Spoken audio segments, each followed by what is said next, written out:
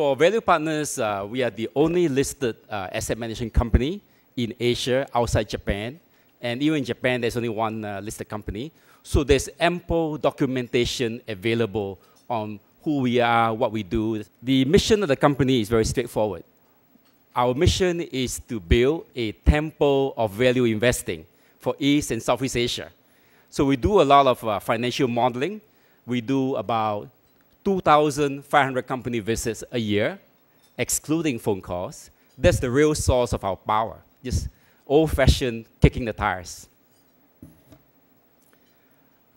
What we are good at is that we put into practice the theory of value investing that my colleagues and I have read about and we study very seriously. The first part of what we do is that we have to start from almost ground zero in terms of creating an appropriate culture to implement and execute this concept. Very basic concepts that should have been instilled in the market when people first joined it. Concepts like put the client interest first, be transparent in your dealings, identify and be wary of potential conflicts of interest. Now, we then go on to the actual investing process. When I talk about using words like mass manufacturing and industrializing a craft, what I really meant was that I have broken it down into a set of skills. Each skill can be mastered by fairly ordinary people with probably just a college education.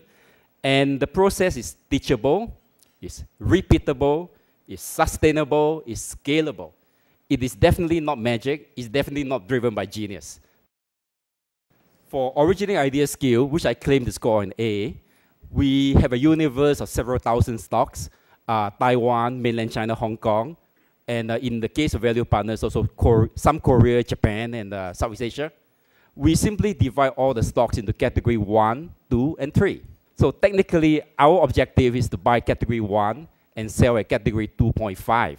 The only thing new I can say about research is that in the China context, we have been moving increasingly away from quantitative analysis to qualitative analysis.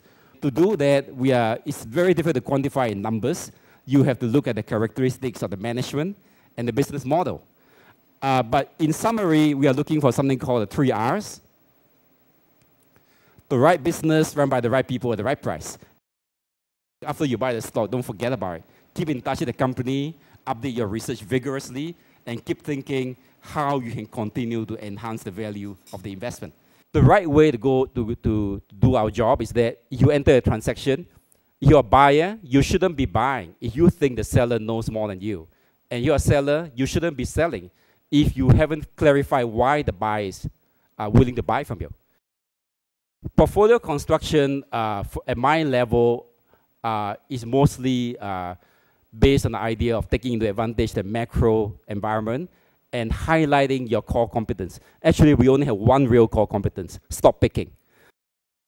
When I first started my job with Value Partners in 1993, I was like every other US-trained or US-influenced fund manager. I believe in having a very concentrated portfolio. I used to go around telling everybody, you won't see more than 40 companies in my fund. These are my high conviction ideas. And I was very proud of it. And then, as the years went by, I began to realize that our market was really very different from the US. My own signature is learn. I changed my signature when I was about 25 years old from my name to learn so that I can remind myself every day when I sign my name to be humble and learn new things. Because I think the commitment to learning is one of the major characteristics of a civilized and responsible human being, whether you are a fund manager or you're not a fund manager. We try to be small enough to be effective, big enough to be strong.